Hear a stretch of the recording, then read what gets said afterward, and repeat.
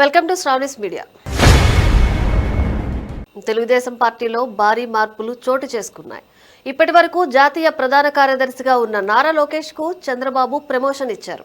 Telugu Desam party working president గా నారా లోకేష్ కు కీలక బాధ్యతలు అప్పగించారు. ఇక పార్టీ బాధ్యతలన్నీ నారా లోకేష్ స్వయంగా పర్యవేక్షించనున్నారు. ఎన్నో రోజులుగా పార్టీ నేతలు ఎదురు చూస్తున్న జాతీయ, రాష్ట్ర కమిటీలను కూడా అధినేత చంద్రబాబు ప్రకటించారు. పోలిట్ బ్యూరోలో చాలా మంది పాతవారినే కొనసాగించారు. యనమల, వర్లరామయ్య, అనిత, బాలకృష్ణ, అచ్చెన్నాయుడును మళ్లీ కొనసాగించారు.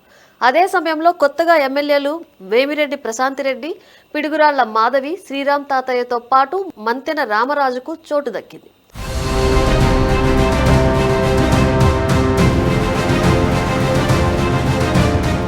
పార్టీ జాతీయ ప్రధాన కార్యదర్శులుగా లోకేష్ టీం సభ్యులకు అవకాశం లభించింది. కేంద్ర మంత్రి కింజరపు రామ్మోహన్ నాయుడుతో పాటు ఎంపీ బైరెడ్డి శబరి, కిలారు రాజేష్లను జాతీయ ప్రధాన కార్యదర్శులుగా నియమించారు.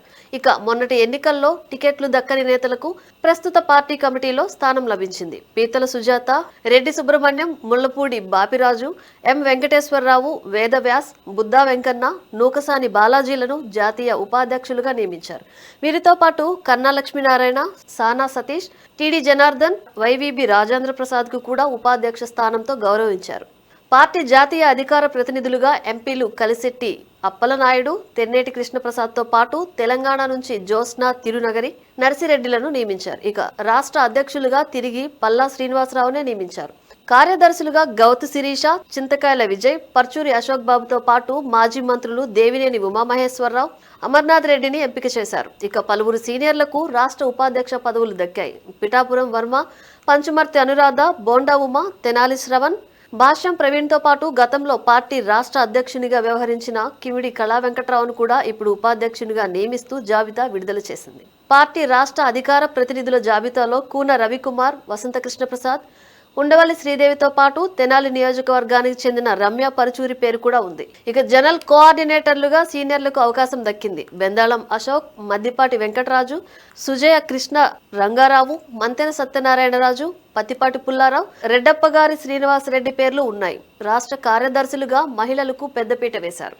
కొందరు రాష్ట్ర అధ్యక్ష పదవుల్లో ఉన్నవారు కార్యదర్శిగా డిమోట్ అయ్యారు. అలాగే పదవుల కోసం ఎదురు చూస్తున్న వాళ్లను కూడా కార్యదర్శి పదవితో సరిపెట్టారు.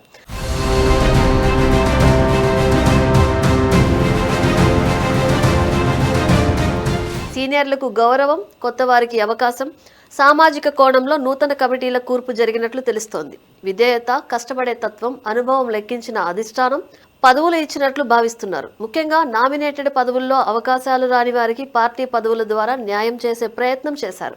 పోలిట్ బ్యూరోలో అనూహ్య మార్పులు. ప్రతి కమిటీలోనూ నూతనత్వం స్పష్టంగా తెలుస్తోంది. 29 మందితో పోలిట్ బ్యూరో, 31 మందితో జాతీయ కమిటీ, 185 మందితో రాష్ట్ర కమిటీ కూర్పు జరిగింది. జాతీయ ప్రధాన కార్యదర్శులుగా 3, జాతీయ ఉపాధ్యక్షులుగా 18 మంది, జాతీయ అధికార ప్రతినిధులుగా 10 మందికి అవకాశం లభించింది. ఇక రాష్ట్ర ప్రధాన కార్యదర్శులుగా 7, రాష్ట్ర ఉపాధ్యక్షులుగా 16 మంది, రాష్ట్ర అధికార ప్రతినిధులుగా 14 మంది, రాష్ట్ర జోనల్ కోఆర్డినేటర్లుగా 10 మంది, రాష్ట్ర కార్యనిర్వాహక కార్యదర్శులుగా 59 మంది, రాష్ట్ర కార్యదర్శులుగా 77 మందికి పదవులు దక్కాయి. నాలెడ్జ్ కమిటీ, హెచ్ఆర్డీ కమిటీల్లో ఒక్కొక్కరు చొప్పున నియమించారు. అన్ని సమీకరణాలు బేరీజు వేసుకుని కమిటీల కూర్పుపై టీడీపీ జాతీయ అధ్యక్షులు చంద్రబాబు కసరత్తు చేసినట్లు తెలుస్తోంది. గతానికి భిన్నంగా పార్టీ కమిటీల కూర్పును కొత్త పుంతలు తొక్కించారనే మాట వినిపిస్తోంది. కొంతకాలంగా చెబుతున్నట్టే పార్టీ బలోపేతానికి కష్టపడిన వారికి, విధేయులకు పెద్దపీట వేశారు.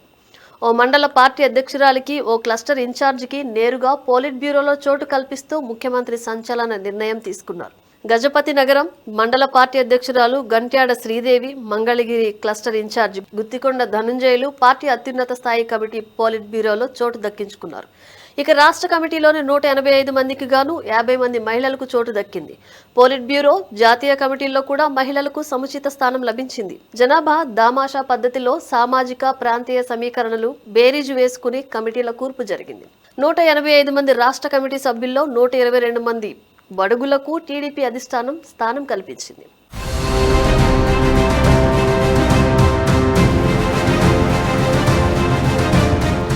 77 మంది బీసీలు, 25 మంది ఎస్సీలు, 7 ఎస్టీలు, 13 మంది మైనార్టీలకు రాష్ట్ర కమిటీలో చోటు కల్పించారు చంద్రబాబు. బీసీలకు 40%, ఎస్సీలకు 25%, ఎస్టీలకు 3.8%, మైనార్టీలకు 7% చొప్పున కమిటీలో స్థానం లభించింది.